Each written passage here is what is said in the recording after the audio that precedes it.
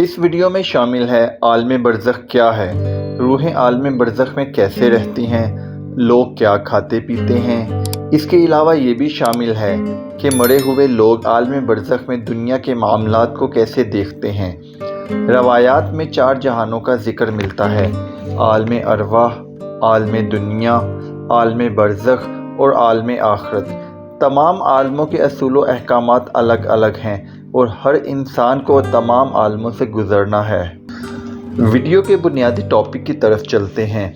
برزخ کے معنی آڑ یا پردہ کے ہیں۔ عالم برزخ انسان کی موت اور قیامت کے دن دوبارہ اٹھنے تک کے دورانیے پر محیط ہے۔ موت کے بعد سے حشر تک تمام روحیں عالم برزخ میں رہتی ہیں۔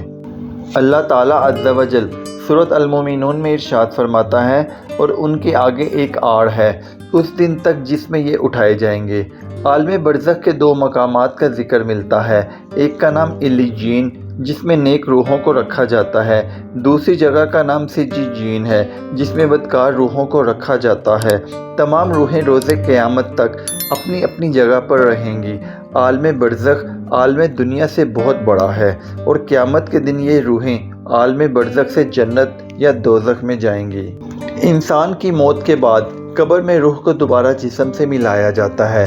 منکر نکیر کے صحیح جوابات کی صورت میں قبر کو حد نگاہ تک وسیع جنت کے باغوں میں سے باغ بنا دیا جاتا ہے اور روح کو معتبر فرشتے علیین تک پہنچا دیتے ہیں، جبکہ غلط جوابات کی صورت میں فرشتے عذاب مسلط کرتے ہیں اور گناہگار روح کو سجین میں ڈال دیتے ہیں جہاں ان پر عذاب مسلط رہتا ہے، جبکہ علیین جو کہ نیک روحوں کی جگہ ہے ان پر کوئی پابندی نہیں۔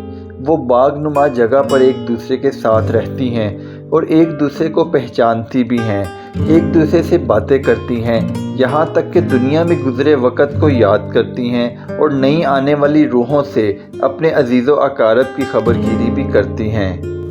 علیین میں نیک لوگوں کے علاوہ انبیاء کرام علیہ الصلوۃ والسلام کی روح مبارکہ بھی موجود ہوتی ہیں۔